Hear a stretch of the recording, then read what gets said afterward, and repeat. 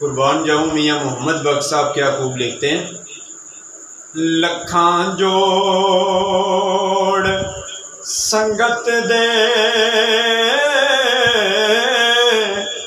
डिठे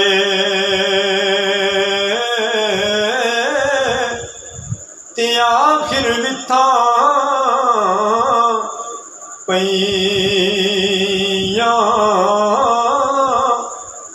जिन्ना बाजों एक पल सी लंघदा अज शक्लां याद न रहियां।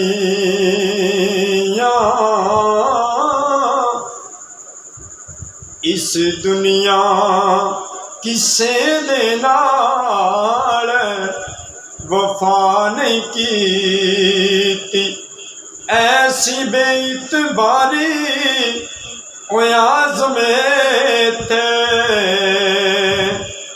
दिल ना लावी नित रोस जांदी वारी। दुनिया ते जो कम न आवे औखे सौखे वेले इस बेफैज संगी दे कोलों असी बेहतर यार अकेले।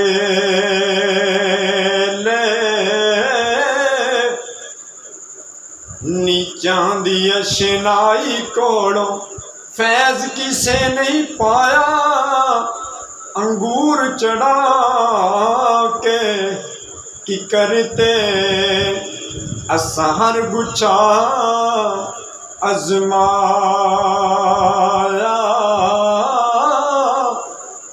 वीडियो अच्छी लगे चैनल जरूर सब्सक्राइब करें।